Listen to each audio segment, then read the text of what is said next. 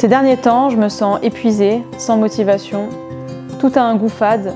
Chaque tâche me paraît être un énorme effort.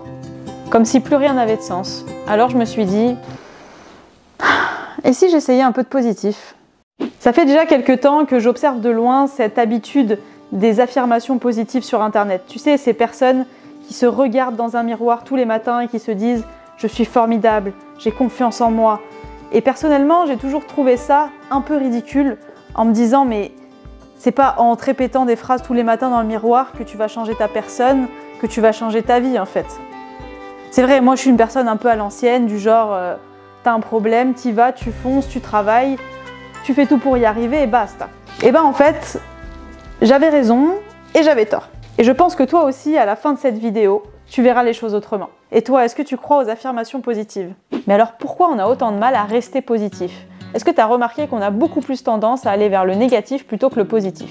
Et bien en fait la réponse elle est très simple, c'est tout simplement que notre cerveau n'a pas du tout été conçu pour qu'on soit heureux, il a été conçu pour qu'on reste en vie. Tu passes une super semaine avec quelqu'un que t'aimes et là d'un coup, tac, la dispute. Ça gâche tout ton séjour. Et quand on va te demander « Alors ça s'est bien passé la semaine avec Jean-Luc ?» Tu vas dire « Bah non, ça s'est pas bien passé. » Alors que 98% du séjour s'est bien passé. Pourquoi? Parce que ton cerveau n'est pas programmé pour se concentrer sur le positif, mais sur le négatif.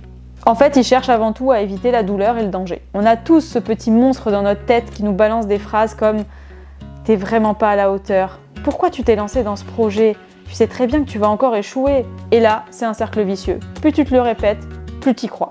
Et c'est là que je me suis dit que ça valait le coup de tester quelque chose de populaire comme les affirmations positives. Donc j'ai décidé de tester ça pendant une semaine, de voir ce que ça donnait. Je me suis regardée dans le miroir et j'ai dit « Je déborde d'énergie et d'amour ». Bon, première réaction, ça m'a bien fait rire, parce que soyons clairs, je suis pas la personne la plus sentimentale du monde, j'exprime pas très vite mes émotions, je suis assez pudique, donc c'est pas trop mon genre. Mais au-delà de ça, je me suis surtout demandé, mais est-ce que j'y crois vraiment? Et c'est là que j'ai compris une chose, c'est que les affirmations positives ne fonctionnent que si elles sont personnalisées et adaptées à toi. Elles doivent résonner avec ta réalité pour être efficaces. Donc j'ai pris un virage. Plutôt que de répéter des phrases toutes faites d'internet, j'ai personnalisé mes propres phrases par rapport à mes propres problématiques personnelles. Donc par exemple, au lieu de dire « je fais des erreurs donc je suis incompétente », je vais dire « je fais des erreurs, mais je deviens plus indulgente avec moi-même et mes imperfections ». Et les résultats après une semaine, eh ben ça s'est pas du tout amélioré. Mais est-ce que ça veut dire que les affirmations positives c'est inutile et que ça sert à rien?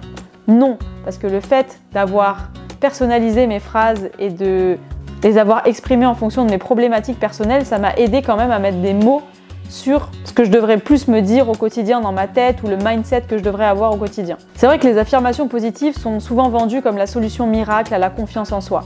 Mais en fait, c'est beaucoup plus profond que ça. L'idée que si tu concentres toute ton énergie et tout ton esprit de manière positive à quelque chose et que tu l'auras forcément, donc la loi de l'attraction, en fait, elle marche que si tu passes à l'action. Si tu te contentes juste de dire « je veux ça, donc je l'aurai » sans rien faire, eh ben tu l'auras pas. C'est pour ça que pour moi, c'est pas tant une question d'énergie, mais plutôt de mécanisme psychologique. Par exemple, tu as décidé d'acheter une voiture rouge, bon bah tu regardes les voitures rouges partout dans la rue, tu as l'impression qu'il y en a partout, alors qu'en fait il y en a autant qu'avant. C'est juste que tu te concentres plus dessus. Bah, le positif c'est pareil. Si tu te concentres tout le temps sur le positif, bah, le positif va amener le positif. Ça c'est la première chose. La deuxième chose, c'est que évidemment si tu es positif, que tu as confiance, ça va te créer des opportunités. Parce que tu vas voir une opportunité, tu vas la saisir parce que tu penses que ça va être positif. Et donc cette opportunité va entraîner des succès, etc. etc. Donc c'est un cercle vertueux. Et la troisième chose, c'est qu'une attitude positive va t'aider à mieux gérer le stress, à mieux surmonter les épreuves, avoir une meilleure résilience par exemple. Donc forcément, ça va t'amener à une meilleure vie. Et c'est vrai que quand on y réfléchit, les personnes négatives sont souvent pas les personnes les plus appréciées et pas celles qui réussissent le plus parce que, en fait, elles n'osent rien, elles ne font rien, elles ne croient en rien, donc ça mène à rien. Mais moi je me dis, est-ce qu'il n'y a pas un piège dans tout ça? Est-ce qu'on se ment pas un peu à nous-mêmes quand même? Je veux dire, si tu répètes toujours que tout va bien pour que tout aille bien, il y a quand même un piège. Ça veut dire que tu te mens à toi-même, donc que tu n'assumes pas ce que tu ressens. Si quelqu'un te dit « mais si, sois heureux, tu dois être heureux » alors que tu l'es pas, ça va te faire culpabiliser parce que tu vas te dire que tu es en tort.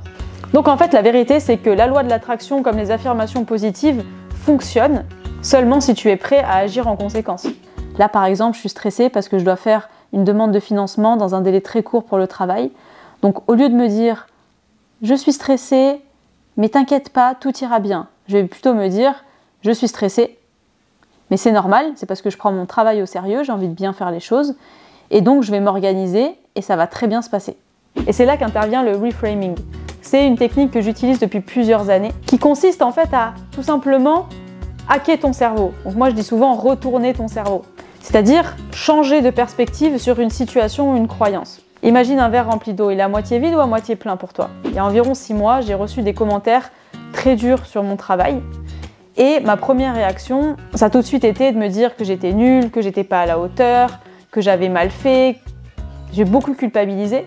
Et puis une fois les émotions descendues, c'est là qu'en fait tu vois le positif de la situation. Ok, on m'a reproché ça, mais c'était pour cette raison-là et du coup je le referai pas. Et donc ça c'est positif. Maintenant à toi, prends une pensée négative que tu as souvent et essaye de la recadrer, de la reformuler pour qu'elle devienne positive dans le sens constructif. Par exemple, si je fais une erreur, je suis incompétent. Reframing, heureusement que j'ai fait cette erreur maintenant, au moins j'ai appris et je la referai pas dans un moment encore plus critique. Donc le reframing, ça ne nie pas la difficulté, mais ça pousse à l'apprentissage. Donc partage-moi la pensée négative que tu te dis souvent et comment tu devrais la reformuler, je lirai tes commentaires. Voilà ce que je retiens de cette expérience. Un esprit fort n'évite pas les pensées négatives, il les utilise. Et il les utilise à bon escient. Et puis je pense qu'il faut bien garder en tête que la vie c'est beaucoup plus complexe que ça. C'est beaucoup plus complexe que le positif attire le positif, je vais penser positif, donc je vais attirer que du positif. Non, il y a des choses qu'on ne peut pas contrôler, il faut l'accepter, comme la maladie par exemple. Et surtout, il ne faut pas rester passif. Je pense que pour avoir ce qu'on veut dans la vie, il faut rester positif, mais tout en passant à l'action. Et d'ailleurs, ces actions, ça peut aussi être un travail sur soi-même. C'est-à-dire que si tu manques cruellement de confiance en toi, c'est pas en te répétant tous les matins dans ton miroir « j'ai confiance en moi » que tu auras confiance en toi. Le travail passera par quelque chose de beaucoup plus profond. Donc moralité, plutôt que d'effacer le négatif, il faut se servir de ce négatif pour avancer, s'en servir comme levier pour le transformer en positif et attirer des bonnes choses dans sa vie. Et toi, qu'en penses-tu ? J'attends tes réponses dans les commentaires et n'oublie pas, si tu veux changer, ne le fais pas demain, fais-le ici et fais-le maintenant.